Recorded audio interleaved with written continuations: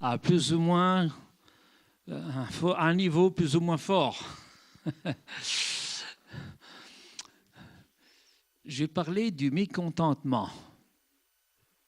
Frère et sœur, le mécontentement et de son opposé, le contentement. Je suis persuadé d'une chose, c'est que même après avoir connu le Seigneur dans sa conversion et avoir reçu le Saint-Esprit, beaucoup de chrétiens passent une grande partie de leur temps à quand même être mécontents. Je ne connais pas beaucoup de chrétiens très contents tout le temps. Mais peut-être que je me trompe. Il faudrait peut-être me démontrer le contraire. Quand je vois vos visages, parfois, je dis « Oh, il n'est pas content. Oh, elle n'est pas contente. Oh, il n'est pas content. Oh, il ne me salue même pas. Et il n'est pas content. » Ah, quelle grande révolution va arriver quand les chrétiens apprendront à être contents. C'est la révolution, c'est le réveil qui va commencer, frères et sœurs. Je vous le dis, je vous le dis. Alors, je ne sais pas si vous avez bonne mémoire, mais dans les derniers messages, l'avant-dernier message, pour ceux qui ont la meilleure mémoire, j'avais traité le thème de Thessaloniciens 5, « Réjouissez-vous toujours », je le répète, « Réjouissez-vous toujours ». N'arrêtez pas de prier, etc. Et je vous avais dit qu'on ne peut pas se réjouir si on n'a pas appris à devenir positif. Parce que Dieu, lui, par définition, est positif. Sinon, il aurait tout arrêté. Le jour où Adam et Ève ont flanché, il aurait pu dire « Bon, stop. Stop, c'est plus la peine de continuer. Mon plan a raté, c'est même pas la peine d'insister. » Mais il avait mis en place toute une stratégie, tout un plan à travers l'humanité qui allait se révéler en Christ. Heureusement pour nous. Et puis, je veux dire que prier toujours, prier continuellement. Il y a des gens, vous leur dites ça, c'est un fardeau. Moi, encore prier, mais je ne sais pas prier. Puis j'ai l'impression que Dieu ne m'écoute pas quand je prie, donc ce n'est pas la peine que je prie. Mais je vous avais parlé de la parabole de l'ami qui venait chercher du pain la nuit. Et le propriétaire ne voulait pas l'ouvrir parce qu'il ne voulait pas déranger sa maison à laquelle il y avait ses enfants. J'avais fait remarquer qu'ensuite Jésus avait dit « Frappez, on vous ouvrira, demandez, on vous donnera, etc. » J'avais fait remarquer que Dieu est le propriétaire de la maison et qu'il n'est jamais dérangé quand ses enfants demandent du pain, mais les enfants sont à l'intérieur, ne sont pas à l'extérieur. Autrement dit, la prière, c'est une histoire de maison. C'est une histoire de papa. Si tu sais que tu as un bon papa, que tu es son fils, même si tu fais des conneries, même si tu désobéis, tu es toujours son fils, il est toujours ton papa, tu es toujours dans la maison. Il n'y a que le gars qui part de la maison du père, qui bénéficie plus du père. Mais tant que tu es dans la maison, tu bénéficieras du père. Bien sûr, le papa, son devoir, c'est de corriger ses enfants quand ils font des conneries, n'est-ce pas? Et de les éduquer surtout. Et c'est bon d'être corrigé par un papa quand on sait que son papa s'aime. Mais ce n'est pas parce que j'ai désobéi que papa ne va plus m'exaucer mes prières puisque c'est mon papa. Et la vraie base de la prière, c'est la paternité, la filialité, ce n'est pas autre chose. Si vous n'avez pas compris ça, vous allez vous fatiguer à prier pour rien. Enfin, pas pour rien, mais vous allez prier de la mauvaise façon, avec une mentalité tordue. Oui, est-ce qu'il va m'écouter? C'est sûr qu'un papa ne va pas donner un bazooka à son fils avant qu'il ait fait le service militaire. Et encore, il faut qu'il y ait la guerre. C'est sûr que son papa ne va pas donner sa Ferrari à conduire alors qu'il n'a pas encore appris à rouler en trottinette ou en bicyclette. C'est sûr. Et ces choses-là sont sûres. Mais nous n'en sommes pas toujours très sûrs. Parce que nous n'arrivons pas à trouver le correspondant dans notre vie pratique avec Dieu. J'avais développé aussi qu'il fallait toujours être reconnaissant. Pourquoi? Parce que la reconnaissance démarre, c'est ça qui démarre une vraie relation, qui la maintient, qui l'amène à son apothéose. Moi, je dirais que la reconnaissance, c'est le pipeline qui nous relie au puits de pétrole. C'est la canalisation qui nous relie au puits d'eau fraîche, d'eau vive. Tu romps la canalisation, plus d'eau vive. Pauvres chrétiens qui ne savent plus être reconnaissants. L'eau est coupée, l'eau vive est coupée. Tant pis pour eux, il faut qu'ils retrouvent la reconnaissance et ça va revenir. Ça, c'était mon premier message. Mais déjà, vous vous en souvenez plus si je ne le répète pas. Donc, il faut que je répète les choses comme un bon éducateur, comme un bon enseignant que j'étais. Le dernier message en date, c'était l'histoire de la lumière. J'avais dit que souvent les chrétiens cherchent un éclairage. Oh Dieu, éclaire-moi, s'il te plaît, je vois plus clair, je ne comprends plus, je ne sais plus où je vais, etc. Donne-moi un éclairage. Mais Jésus est lui-même la lumière. Il ne va pas nous donner un éclairage, il est l'éclairage. Autrement dit, si vous voulez avoir plus de lumière, de révélation, approchez-vous plus près de la lumière. Alors vous verrez des choses qui ne vous plaisent pas, on s'approche plus près de la lumière, parce que vous verrez tout d'un coup sale, vous verrez des tâches que vous n'aviez pas vues auparavant, mais surtout vous allez voir plus clair. C'est ce qu'il faut faire. Ceux qui ne s'approchent pas assez près de Dieu, qu'ils ne se plaignent pas de ne pas voir clair. Vous voulez voir plus clair? Approchez-vous plus près de Dieu. Passez plus de temps avec lui. C'est basique, c'est simple comme bonjour. Encore faut-il le faire. Ouais, parfois on cherche beaucoup de complications. Et les choses sont ultra simples. Ça me rend heureux, celui qui comprend ces choses, mais qui les met surtout en pratique. Tu verras plus clair. Et puis, le deuxième point que j'avais dit, c'est que un des autres principes de la lumière, c'est la vie. Les pensées, les paroles, les décisions qui n'amènent pas la vie, une vie, un renouveau, une vie, quelque chose de vivifiant, ça ne vient pas de Dieu. Ça vient de toi, ça vient des ténèbres, mais ça ne vient pas de Dieu. Parce que Dieu est lumière, et celui qui marche dans la lumière, eh bien, il est en communion avec Dieu. Et la communion avec Dieu, c'est quoi? C'est une transmission de vie. Sa vie devient la nôtre. C'était ça que j'avais développé. Et puis, bien sûr, il fallait, si on voulait vraiment vivre ça, il fallait renoncer à nos propres éclairages, qui sont souvent des chemins de mort. Nos propres éclairages, la meilleure façon de voir que c'est un éclairage qui ne vient pas de Dieu, mais de nous, c'est qu'il ne produit pas de vie. Il ne produit pas de vraies solutions. Donc, il faut renoncer à nos vrais éclairages et revenir à la lumière. Ça, c'était mon dernier message. Alors, aujourd'hui, je vais parler du mécontentement et du contentement. J'aimerais compris. Parce que c'est un sujet chaud. Parce qu'il ne nous concerne presque pas, n'est-ce pas? Tout le monde ici est toujours tout content en permanence. C'est même pas la peine que j'ouvre la bouche, n'est-ce pas? Seigneur, tu nous aides ce matin. Nous avons besoin de ton aide. Nous avons besoin, Seigneur, que tu ôtes nos œillères, que tu renouvelles notre intelligence, que tu nous aides à comprendre comment toi tu vois les choses. Seigneur, nous voudrions vivre une vie heureuse. Nous avons déjà parlé de savoir apprécier le présent, mais aujourd'hui, tu veux nous parler du mécontentement et du contentement. Alléluia. Merci pour ta parole qui nous éclaire. Merci pour ta parole. Bon, ça va? Vous voulez que je prêche là-dessus? Vous n'avez pas envie que je vous... Non? Que je passe à autre chose? Vous n'avez pas envie de rentrer tout de suite, prendre un bon petit repas, là? Pour ne pas prendre trop de coups dans les gencives? Non? Bon. Alors je peux y aller. Non, je vous promets, je serai gentil. Je ne donnerai pas de coups. Mais la vérité dite dans l'amour, Jacqueline. Jamais la vérité pure sans amour. S'il n'y a pas, au moins, souvent on a comparé l'amour à un pont, et plus la vérité est lourde, si tu veux faire passer un tank sur un pont, il ne faut pas que le pont soit en petit bois. Sinon, le tank va se casser. Autrement dit, plus c'est lourd à passer, plus il faudra beaucoup d'amour et de tact et de gentillesse. Sinon, ta vérité, tu peux la mettre à la poubelle, elle ne passera pas. Et elle fera encore plus du mal. Bon. Ah là là, que c'est difficile, là.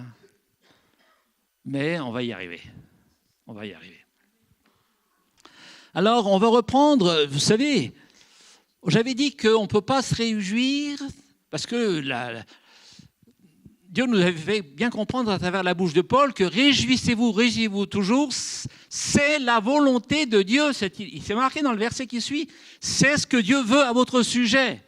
Purée, mais tu nous demandes des choses, Seigneur, qui sont difficiles à prendre à se réjouir toujours. On a dit que ce n'était pas possible si on n'était pas positif. Si on ne croyait pas que toutes choses finiront quand même à concourir à notre bien. Mais aujourd'hui, on va voir que c'est impossible de se réjouir, même en étant positif, si on est tout le temps mécontent. Parce qu'on peut être positif pour les autres, mais mécontent pour soi. On peut ruminer dans sa barbe et dire oui, il faut que je sois positif. Mais au fond, t'es quoi dans ton cœur? Je ne suis pas content. Bon. Alors, il y a une version qui me plaît beaucoup, c'est celle du Semeur, parce que je la trouve amplifiée de manière savoureuse. Alors, Paul, c'est après toujours Philippiens 4.4, que votre douceur soit connue de tous, réjouissez-vous toujours. Paul ajoute, ce n'est pas le besoin qui me fait parler ainsi, parce qu'il parlait des offrandes que les Philippiens venaient de lui faire.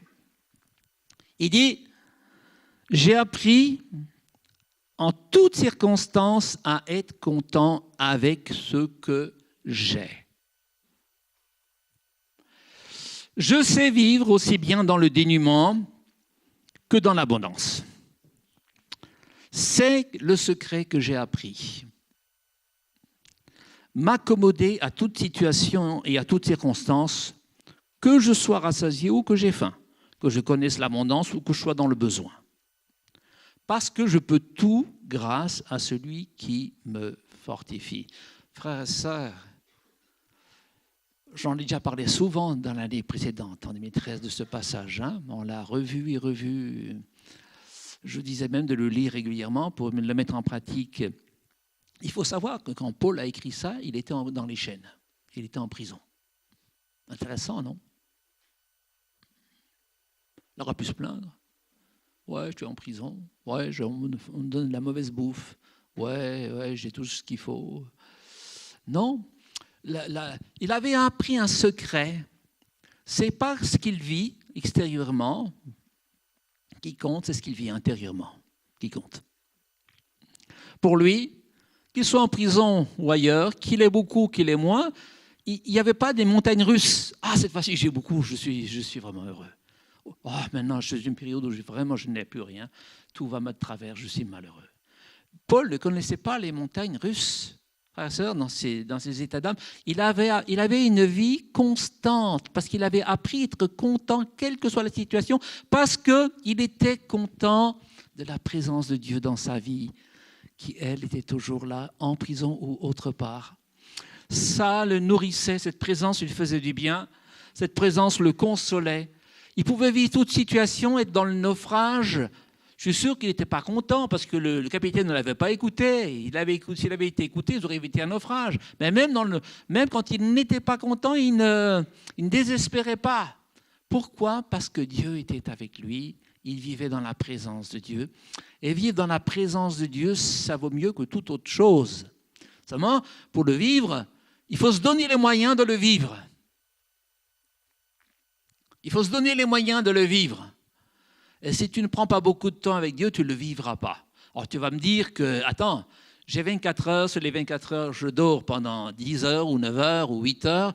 Il ne me reste plus que 10 heures à vivre. Et dans ces 10 heures, je ne peux pas tout le temps m'occuper de Dieu parce que j'ai mes casseroles à laver, j'ai ma nourriture à préparer, j'ai les enfants à charge, j'ai mon mari qui de temps en temps Bref, point de suspension. J'ai le travail, j'ai mon patron qui me prend la tête. Et tu me dis qu'il faut mettre tout le temps Dieu en priorité à la première place. Ouais, bien sûr, je dis ça. Mais alors, comment?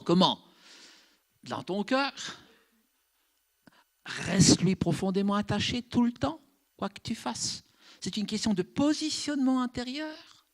Ce n'est pas une question seulement de du temps en minutes ou en heures, c'est une question de positionnement intérieur.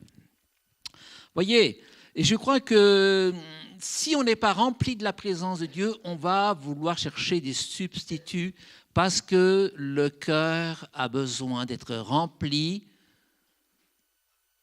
de quelque chose. S'il n'est pas rempli de bien, il est rempli de mal. S'il n'est pas rempli de bonnes pensées, il sera rempli de mauvaises pensées, mais il a besoin d'être rempli. Un cœur vide, ce n'est pas possible. Personne ne vit avec personne ne peut supporter de vivre un cœur vide. Il y a forcément, ton cœur est forcément rempli de quelque chose, soit de contentement, soit de mécontentement, soit de satisfaction, soit de frustration. Ton corps est forcément rempli de quelque chose. Il faut que tu regardes les choses en face et que tu vois, que tu saches savoir, regarder en face de quoi tu es rempli. Il faut faire cela. Sinon, ça ne veut rien dire, surveille ton cœur plus que toute chose parce que de lui viennent les sources de la vie. Ce verset n'a plus de sens si tu ne fais pas ça.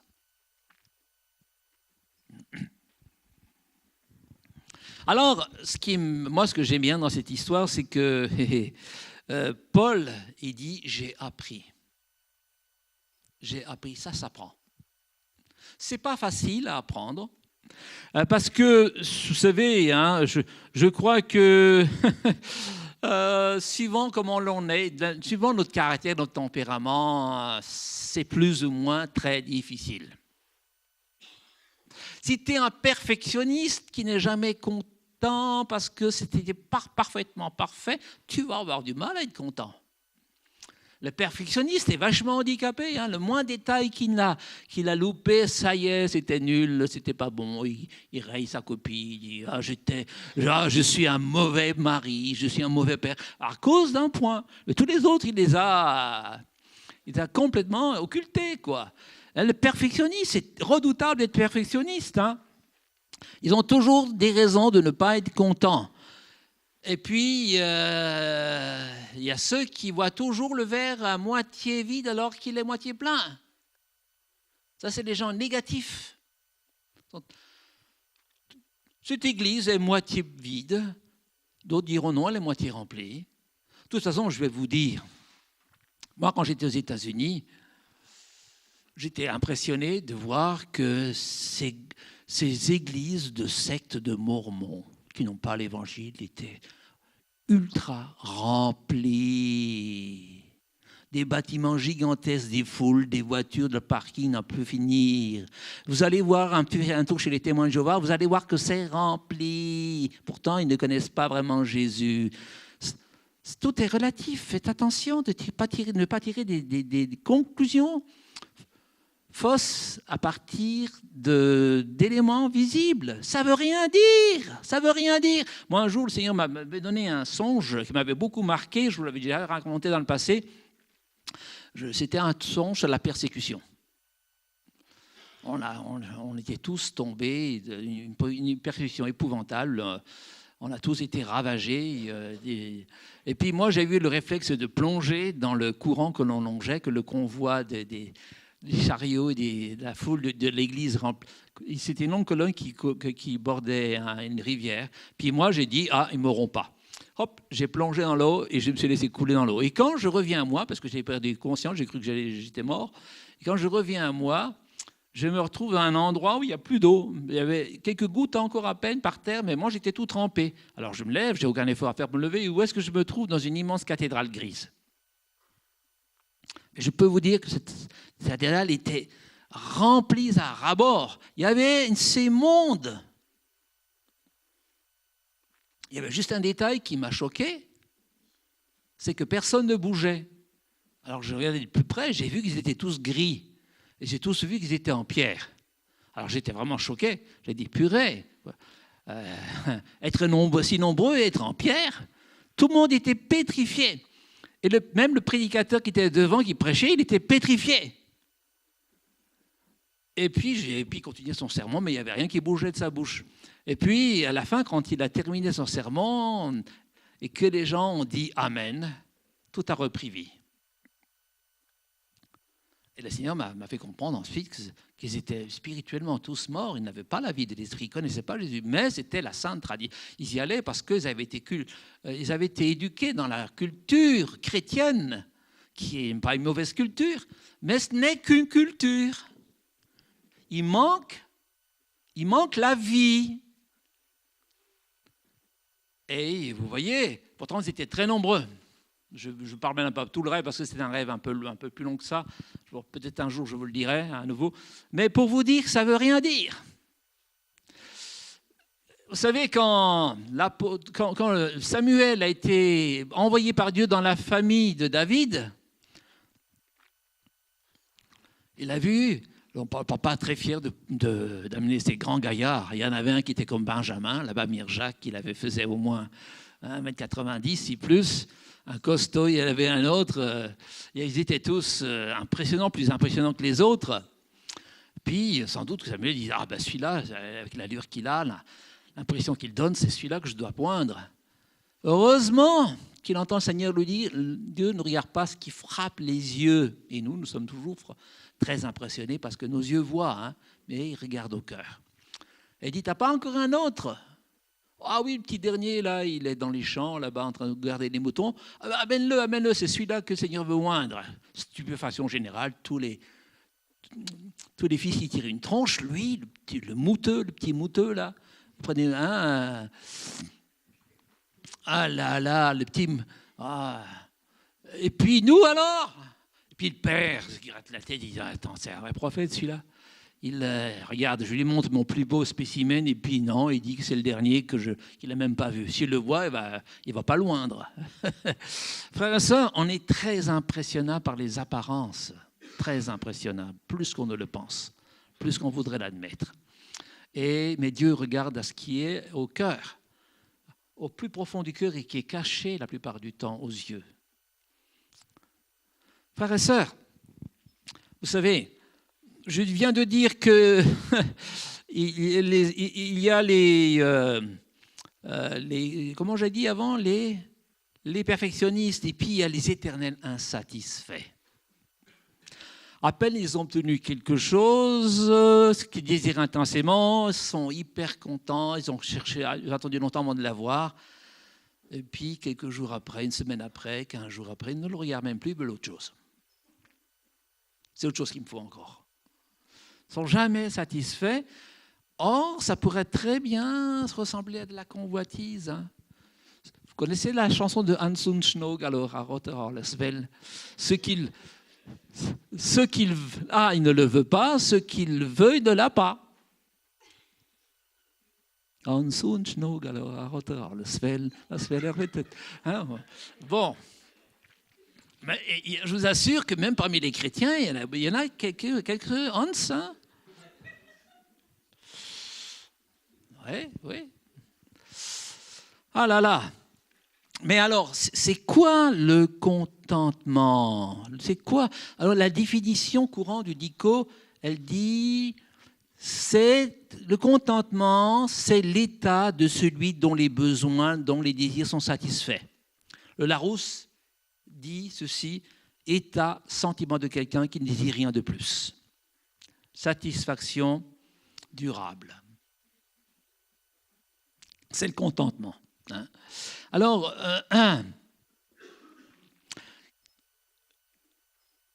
qu'est-ce que c'est que le contentement ?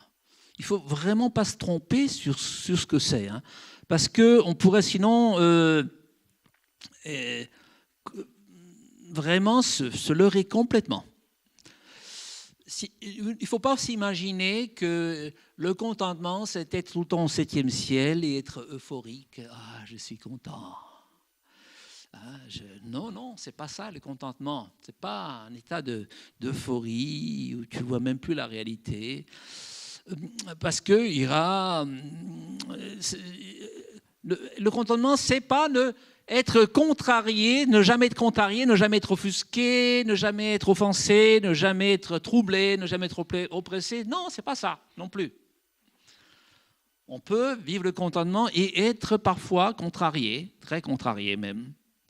parce qu'il y a des situations qui nous contrarient. Hein. Je me rappelle que Paul lui-même était très contrarié de ce que Barnabas voulait emmener Marc, alors que lui, il n'était pas d'accord du tout. Non, il ne nous a pas été peu utile dans le service. Non, celui-là, je ne le veux pas avec moi. Alors, ils se sont séparés, ils se sont tellement disputés. Paul a dit, dans ce cas, moi, je vais tout seul, de mon côté. Et puis Barnabas allait de son côté avec Marc. Paul n'était pas content. Il y a des situations où il exprime son mécontentement aussi. Le contentement, ça ne veut pas dire d'être jamais mécontent. Il y aura des situations où, de toute évidence, on ne sera pas content sur le coup. Si tu tombes gravement malade, je suis persuadé que tu ne vas pas être content. Hein? Si tu viens d'avoir un grave accident de voiture, où la voiture est amochée complètement, je te vois mal venir avec un grand sourire. Hé chérie, la voiture est amochée, il n'y a plus rien. Je ne suis pas tout à fait sûr que tu sois content dans ces cas-là. Hein? Ou si tu viens d'avoir un gros conflit avec ton patron ou avec tes associés ou tes collaborateurs, tu vas parvenir à la maison tout doux, à la maison. Chérie, serre-moi un steak. J'ai besoin de décompresser. Tu sais. Non, mais tu vas lui exprimer ton mécontentement. Alors, mais c'est quoi alors le contentement? C'est quoi? Est-ce que le contentement, c'est « Oh, moi, je fais ce que je peux, puis le reste, hein, pas besoin de progresser, je laisse ça aux autres. » Hein, je crois que je vais faire encore des efforts pour donner davantage que ce que j'ai donné. Moi, je me contente de ce que j'ai fait. Tu as le droit d'être content de ton travail, mais tu as le droit aussi de progresser. D'ailleurs, c'est ce que Paul a dit à Timothée. Hein, accorde-toi tout entier à ton enseignement pour que tes progrès soient évidents. Le contentement, ce n'est pas le refus de l'excellence non plus. Hein, il ne faut pas se leurrer non plus, il ne faut pas mélanger les torchons et les serviettes. Hein. Voilà. Alors qu'est-ce que c'est que le contentement? Moi, après avoir bien réfléchi sur cette question, je dirais que le contentement, ce n'est pas un sentiment ou une émotion. Mais c'est plutôt une attitude. Une attitude intérieure. Un positionnement ferme où nous disons non, nous faisons le choix de dire non à la frustration, au mécontentement. Peut-être que j'ai été atteint par la frustration et le mécontentement, mais je ne veux pas leur permettre de s'incruster en moi. Ils doivent partir le plus vite possible. Pourquoi? Parce que Dieu est très patient avec moi. J'ai le droit aussi de l'être avec les autres. Dieu est très gentil avec moi. J'ai le droit d'être gentil avec les autres. Donc, nous acceptons ce que venons de vivre. Nous pouvons même accepter momentanément une émotion, un sentiment négatif, mais nous allons le soumettre à Dieu. Nous allons nous soumettre mentalement à Dieu, quelle que soit la chose qui nous arrive, en comptant sur sa fidélité et son amour, et en comptant sur l'aide du Saint-Esprit. Les sentiments viendront après. C'est une attitude intérieure.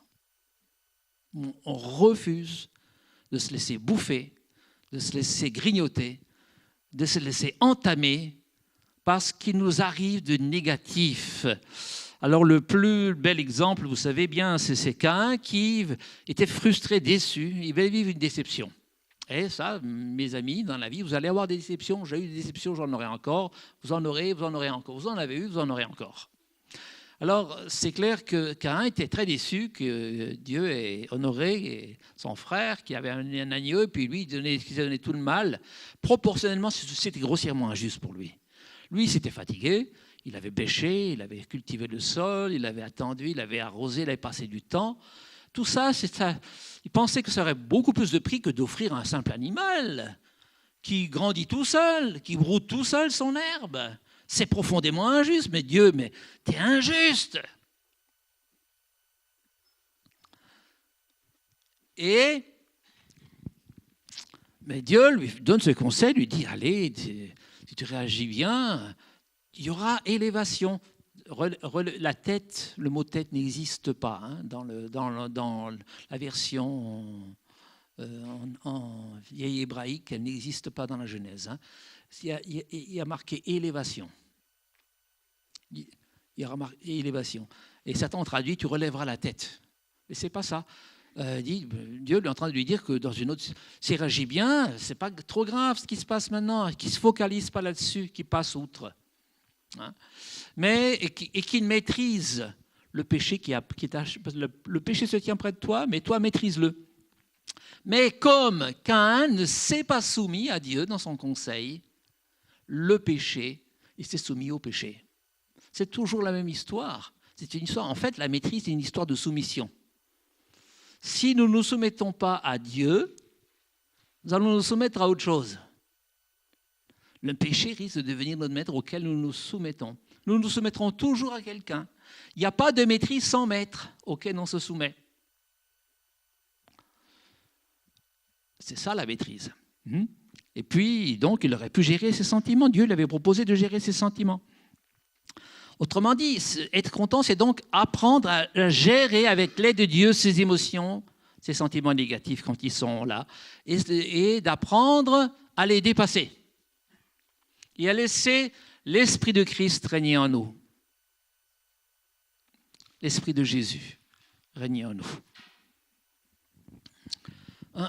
Même de Jésus, il est dit dans Pierre que quand il parle des maîtres, des esclaves qui ont des maîtres difficiles, il dit d'imiter Christ, qui s'en remettait à celui qui juge justement. Il n'entrait pas en contentieux avec les gens qui le critiquaient ou qui entraient en guerre contre lui.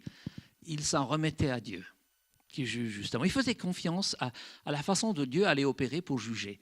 Ça, c'est une confiance qui manque beaucoup chez les chrétiens. Ils voudraient toujours faire leur justice tout de suite. Et si Dieu ne juge pas comme eux, ils auraient imaginé, ils en veulent à Dieu après. Mais Dieu est libre, Dieu est Dieu. Il est libre de juger comme il veut et quand il veut, au moment où il le juge opportun. Vous savez, Dieu nous corrige souvent avec beaucoup d'humour. Hein. Une des histoires les plus fortes de l'humour de Dieu dans le jugement, c'est que quand Isaac s'est fait avoir par Jacob et sa femme, eh bien,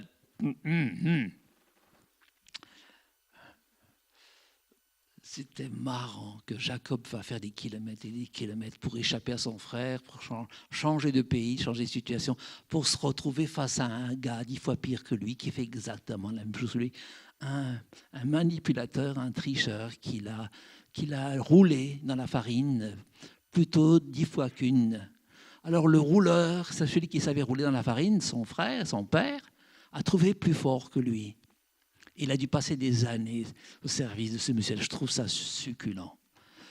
Hein, mais non, franchement, Dieu, il sait ce qu'il fait. Alors Jacob pensait fuir toute situation où il ne pensait jamais qu'il allait vivre une chose semblable.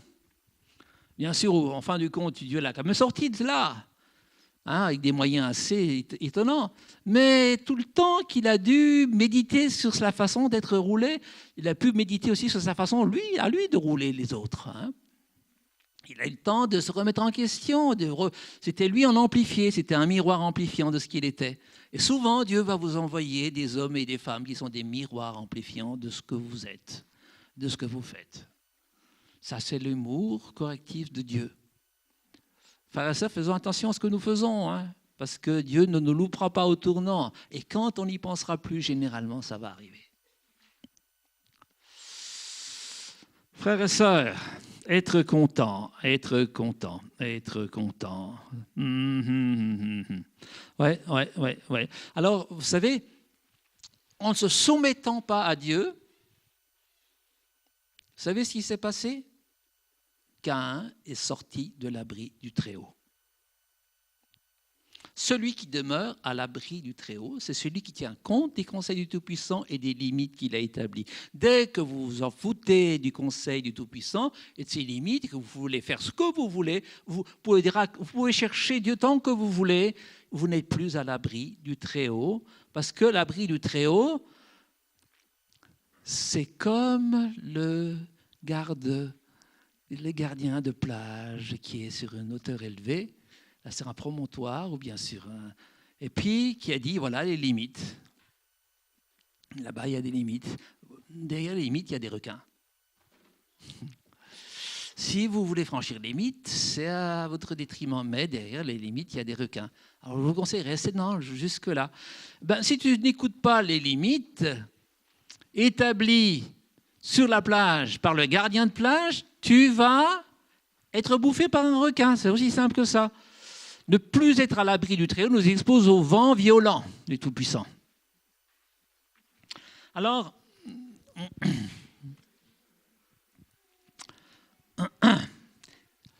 le plus bel exemple de contentement que j'ai trouvé dans la Bible, c'est celui exprimé par le roi David dans le psaume 131. Je vais essayer de vous le retrouver. Voilà. Ô Éternel, mon cœur ne s'enfle pas d'orgueil, mes yeux n'ont pas visé trop haut. Je ne me suis pas engagé dans des projets trop grands pour moi, trop élevés pour moi. Vous entendez ça, ce qu'il dit David? Intéressant. Intéressant ce qu'il dit David. Mes yeux n'ont pas visé trop haut. Parce qu'il y a des gens, même chrétiens, qui ne sont jamais satisfaits de ce qu'ils ont et de ce qu'ils font. Ils voudraient toujours plus. Je voudrais faire ça. Tant que je ne le fais pas, je ne suis pas content. David il dit, je ne me suis pas engagé dans des progrès trop grands, trop élevés pour moi. Bien au contraire, je suis resté tranquille et dans le calme. Et alors, je me suis senti comme un nourrisson rassasié dans les bras de sa mère, comme un nourrisson apaisé.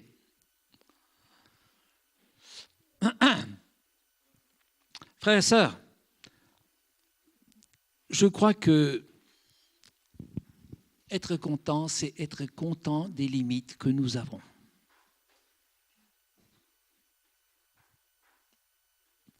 Ne pas aller plus loin que ce que nous savons faire, ne pas chercher à copier l'autre ou ne pas convoiter les dons de l'autre ou ce que l'autre sait faire, en disant « Oh, mais moi, je ne suis pas un idiot, je peux aussi le faire. Et tant je vais le prouver que je peux le faire. » Et puis tu vas te battre et te fatiguer pour faire ce qui n'est pas dans tes cordes. Et tu vas encore te faire juger après. Mais parce que tu as estimé que l'autre, ça c'est enviable la position de l'autre. Ah, je veux l'imiter, je veux faire comme lui. Frères et sœurs, si tu n'as pas appris à accepter, à être content de tes limites, tu ne seras jamais content. Tu seras toujours frustré. Pour moi, je n'ai pas besoin de servir le Seigneur dans l'église ou donner un message pour être content. Ce qui me rend content, c'est d'être en bon terme avec le Seigneur et d'avoir une bonne relation avec lui, d'être visité par lui, de pouvoir plonger dans sa présence, ça me suffit. Même si je ne fais rien de plus, ça me suffit. Je suis content. Si je vais faire quelque chose, c'est parce qu'on me l'aura demandé, parce que moi, on m'a demandé de rendre tel service, d'amener telle chose, de faire telle chose. Je le fais pour rendre service, mais pas pour me mettre en évidence ou parce que je veux prouver quelque chose à moi-même et aux autres. Je suis grand, je suis spirituel, je suis un bon prédicateur. C'est de la foutaise tout ça, frères et sœurs. Ça ne tient pas la route, ça ne tient pas longtemps. Apprendre à être content avec ce que l'on est et ce que l'on a. Accepter les limites que Dieu a établies. Être content de son sort. Dieu s'est irrité avec Israël parce qu'il se plaignait toujours dans le désert. Il a voulu leur apprendre à le connaître, lui, le Dieu. Vous imaginez bien que Dieu ne les a pas amenés dans le désert avec Moïse pour apprendre à connaître le volcan du désert ou la montagne du Tabor ou la végétation du désert. Le seul but que Dieu avait pour Israël, c'est qu'ils apprennent à le connaître, lui, qu'il est celui qui pourvoit là où il n'y a rien, qu'il est capable de faire sortir de l'eau des rochers. Il leur a donné des démonstrations tellement cinglantes, rien que la première, quand il a séparé les eaux de la mer, aura dû leur servir pour toujours comme leçon. Avec lui, il n'y a absolument rien d'impossible, il y aura toujours une solution. Ben non. Dès que les choses tournaient de travers, ils disaient, ça y est, Dieu nous a conduits dans une impasse. Ça y est, Dieu nous donne le moins bon. Et Dieu était dégoûté de cette génération. Hein. Aucun d'eux n'est rentré dans la promesse, si ce n'est leurs enfants, les Josué et Caleb. Faisons attention de ne pas les imiter. Hein. Et je dirais encore que même la correction que Dieu nous donne devra nous rendre contents. Pourquoi ? Parce que si toute correction, dit l'apôtre de l'Épître aux Hébreux, est vraie, elle semble au premier abord un sujet de tristesse, ça n'apporte pas de la joie, mais plus tard, toutefois, elle procure à ceux qu'elle a formés un fruit de paix et de justice. Un fruit paisible de justice. Frères et sœurs, même le fait que Dieu nous corrige dans certaines situations devrait nous rendre heureux, contents, parce qu'au moins on sait qu'il s'occupe de nous. On sait, parce qu'un père qui ne s'occupe pas de son fils et qui ne le corrige, un père qui ne corrige pas son fils, c'est qu'il s'en fout de son devenir, de son évolution. Dieu se soucie trop de notre évolution. Il se soucie trop de notre croissance. Il a envie de nous avoir avec lui dans le ciel pour l'éternité et aux meilleures places. Voilà pourquoi il nous éduque. Il nous éduque. Il nous fait passer par le temps du désert. Il va nous éduquer. Il va nous apprendre à vivre avec lui de ce qui sort de sa bouche. Et pas seulement de ce qu'on a envie de faire. Quand on pense qu'il a fait traîner Israël dans le désert à 20 km de la frontière de la terre promise pendant des années, ils étaient tout prêts. C'était peut-être 2 journées de marche. Ça suffisait. Maintenant, il les a fait poireauter, il les a fait tourner. Des itinéraires invraisemblables. Pourquoi ? Parce qu'il ne voulait pas apprendre. Il ne voulait pas apprendre. Il ne voulait pas apprendre le contentement. Pourtant, Moïse l'a fait remarquer. Souvenez-vous du temps que vous avez passé. Vos souliers ne se sont pas usés. Vos vêtements ne se sont pas usés. Vos pieds ne se sont jamais enflés malgré les journées de marche. Et puis vous râlez encore et encore, vous n'êtes pas content. Vous aviez le meilleur pain, celui qui descend du ciel, et ça ne vous suffisait pas. Vous vouliez encore de la viande. Je vous ai donné de la viande, mais déjà, vous étiez en peine en train de la manger, que vous étiez déjà de nouveau insatisfait. Vous auriez voulu du veau et puis des cailles. Non, mais Dieu, il était désolé, il était désespéré avec eux. D'ailleurs, vous savez comment Dieu traite Israël à travers le prophète Ésaïe ? Indomptable Israël, quand donc te laisseras-tu dompter un jour ? Indomptable comme un âne, indomptable comme un onagre, indomptable. Les chameaux se laissent dompter, les ânes, mais pas les onagres, ni les chamois. Frères et sœurs, c'est sécurisant et apaisant d'être corrigé par un Père céleste quand nous savons qu'il le fait par amour pour nous. C'est pas pour nous, c'est jamais de bon gré qu'il le fait, c'est toujours dans un souci pour nous. Et il y a des situations qu'il va permettre pour nous corriger, frères et sœurs. Il y a des épreuves qui sont là uniquement pour nous enseigner, nous éduquer, nous corriger. Elles ne viennent pas du diable, elles viennent de Dieu, qui s'occupe trop, qui est trop soucieux de s'occuper de nous. Parce qu'en définitive, il veut nous faire du bien. Dieu a remarqué qu'un peuple qui est tout le temps insatisfait dans le désert va continuer à être insatisfait même en terre promise. C'est pour ça que cette génération n'a pas voulu qu'elle y entre. Parce que de toute façon, ils auraient râlé même en terre promise. Même là-bas, ils auraient toujours trouvé des motifs de mécontentement et d'insatisfaction. D'ailleurs, la preuve, dès qu'ils sont arrivés, on dit c'est des géants, ça y est, on s'est fait avoir. Voyez, frères et sœurs, c'est vraiment très important. Alors moi, ce que je voudrais terminer ce message en disant ce que produit le contentement. Ça m'intéresse. Parce que si vous n'êtes pas motivé pour le contentement, si vous ne savez pas ce qu'il produit, vous n'allez pas être motivé pour être content. Alors écoutez bien ce qui est dit dans la parole de Dieu. Proverbe 15, 17. Pour celui qui s'afflige, tous les jours sont mauvais. Mais celui qui a le contentement dans son cœur est toujours en fête. Waouh! Une autre version dit, mais le cœur content est un festin perpétuel. Waouh! Un cœur content est un festin perpétuel. Il n'y a pas mieux. Il n'y a pas mieux. Si tu veux avoir une vie heureuse, si tu veux apprendre à te réjouir, il faut que tu apprennes à être content. À avoir un esprit positif et être content. Frères et sœurs, est-ce que tu as envie que dans ton cœur, malgré les circonstances que tu vis, il y ait un festin perpétuel? Que c'est la fête à l'intérieur. Que le vent froid souffle dehors, que ta maison tombe, que ton sapin devant chéri s'est cassé sous l'effet du vent, que ta piscine ait été encombrée par des canards, que le repas pour lequel tu t'es donné tellement de mal à midi est brûlé en dernière minute.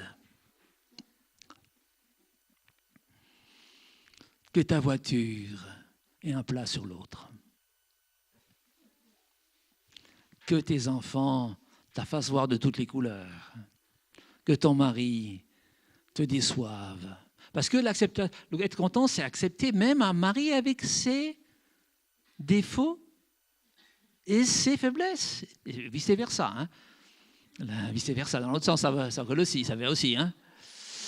Être content de son mari, de son épouse, malgré tous les défauts et les faiblesses. C'est une grande source de... Hein? C'est une grande source. D'ailleurs, Paul dit, c'est une grande source de profit que la foi, c'est l'on se contente de ce que l'on a. C'est très bien d'avoir la foi, mais la foi est totalement gâchée par une vie de mécontentement.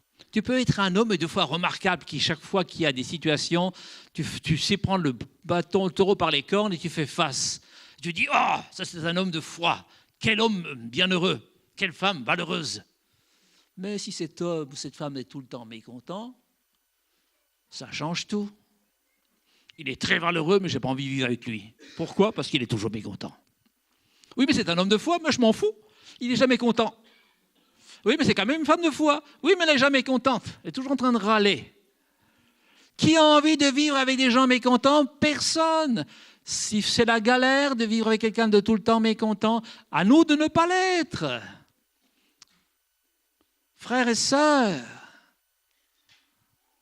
une réforme vraiment nécessaire. On peut l'obtenir par l'aide du Saint-Esprit si on se soumet à Dieu. Dans ses raisonnements, dans ses sentiments, la vraie question, c'est celle de la soumission à Dieu et à sa parole. Je l'ai dit. Donc, il continue. La véritable foi, en effet, est une source de richesse quand on sait être content avec ce qu'on a. Car nous n'avons rien à apporter dans le monde, comme d'ailleurs nous n'en pouvons rien emporter. Et puis, il continue, c'est l'apôtre Paul. Alors là, je sais que je vais me faire cueillir. Si donc nous avons la nourriture et le vêtement, cela nous suffira. Qui est-ce qu'ici est vraiment content uniquement en ayant la nourriture et le vêtement? Levez la main, s'il vous plaît. Qui est content en ayant seulement la nourriture et le vêtement et pas le reste?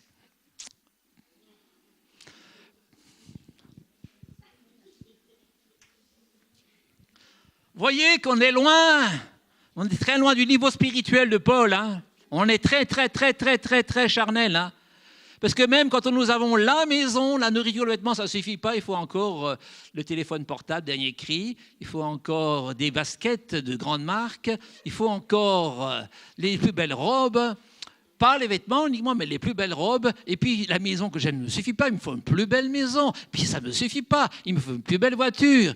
Ma petite Renault, il me faut une grosse Renault. Non mais frères et sœurs, non mais il me faut une autre église, il me faut un autre pasteur, il me faut une autre épouse, il me faut un autre mari. Alors je serai content. Miroir aux alouettes, alouette, gentille alouette, que je te plumerai. Et le bec et le cou. Parce qu'il n'y a rien à plumer. C'est du vent, c'est une illusion. C'est une illusion. Et vous savez qui est derrière l'illusion? Satan. Quel était le secret? Comment il a réussi à voir Adam et Ève? À cause de la pomme ou du fruit de l'arbre? Non, pas du tout. Il les a eus parce qu'il a réussi à les rendre mécontents. Ouais, Dieu sait que si vous en mangeriez, vous seriez comme lui. Dieu, vous auriez la connaissance du bien et du mal. Ils étaient pleinement satisfaits, ils étaient contents. Mais voilà, qui introduit le mécontentement, l'insatisfaction? Satan! Satan!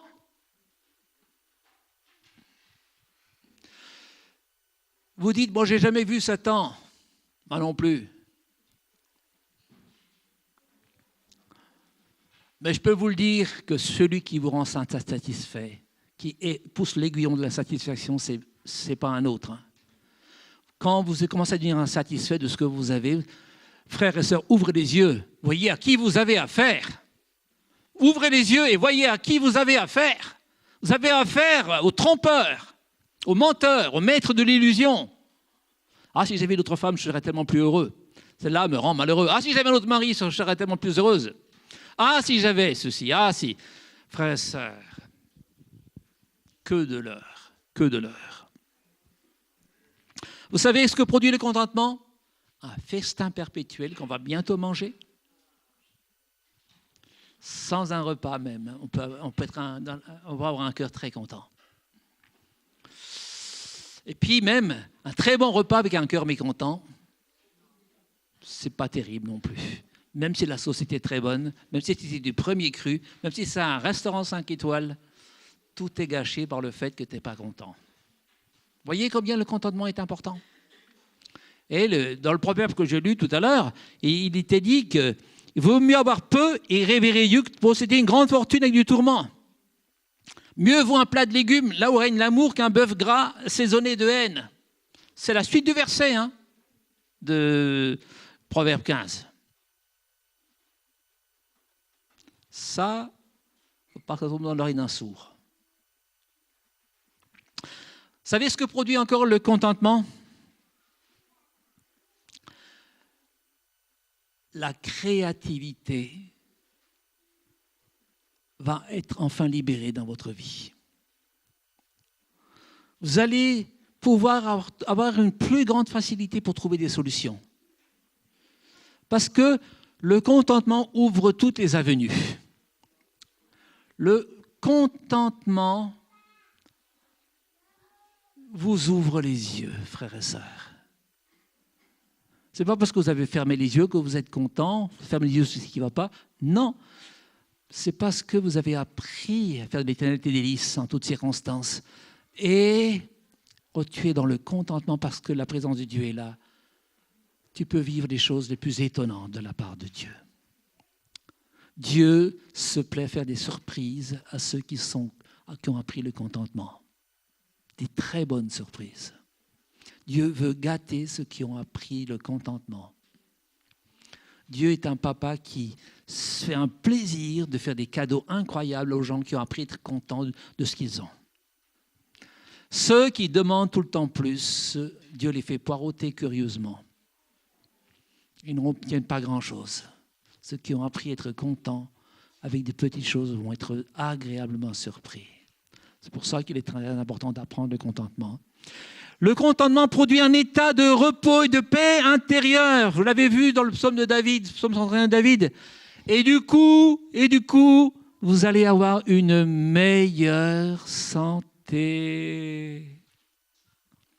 Plus de dynamisme, plus de force, plus d'énergie pour celui qui est content, moins d'énergie pour celui qui est mécontent. Celui qui est mécontent se ronge. Il ronge son frein. Celui qui est content est renouvelé. Se renouvelle. C'est pour ça qu'il est tellement important d'apprendre à être content.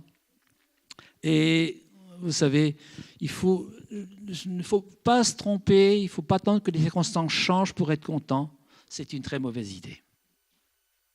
C'est une très mauvaise idée. Abandonnez cette idée. Quand les circonstances auront changé, là, je serai content. C'est une très mauvaise idée. Elle ne tient pas la route bibliquement. Et ce n'est pas vrai d'ailleurs. Ce n'est pas vrai. Quand les circonstances auront changé, sur le coup, tu seras peut-être content, mais est-ce que ça va durer? Frères et sœurs, surveille ton cœur plus que toute autre chose. Prends aujourd'hui un nouvel prend une nouvelle signification. La chose que tu dois surveiller le plus dans ton cœur, ce n'est pas seulement que tu marches sur un chemin, le chemin du Seigneur, que tu ne détournes pas de ses voies, mais que tu surveilles l'état de ton cœur, l'état psychologique de ton cœur. Vérifier vraiment que si tu es dans le contentement ou pas et rectifier les choses si tu ne l'es pas. Apprendre à te soumettre à Dieu. Et, comme je disais, prendre cette attitude intérieure, un positionnement ferme face à ces choses qui voudraient te manger et te ronger.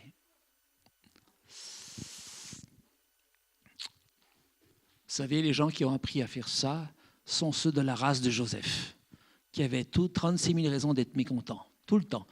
Plus ils faisaient le bien, plus ça allait mal. Plus ils voulaient marcher dans la droiture, plus on lui faisait des coups tordus. Est-ce qu'il a vécu dans la frustration et le mécontentement? Je ne crois pas que Dieu l'aurait élevé, si ça avait été le cas. Il avait appris à se confier quand même à Dieu et à croire dans la bonté de Dieu, malgré l'apparence des situations contraires et méchantes qu'il vivait. C'était vraiment un homme de foi. Et Dieu cherche des hommes et des femmes de foi qui ne se laissent pas impressionner par ce qu'ils vivent, mais qui continuent à s'attacher à lui, à croire en lui, à espérer en lui. Pour cela, il y a un jour merveilleux de l'Éternel qui les attend. Il y a un jour où Dieu récompense ces choses-là. Frères et sœurs, on va terminer là. On va prier un instant parce que je ne sais pas si tu as décidé aujourd'hui de changer ton mode de vie là. C'est bien d'avoir entendu un message comme ça, hein, mais qu'est-ce que tu en fais? Qu'est-ce que tu en fais dans les prochains jours? Qu'est-ce que tu en fais?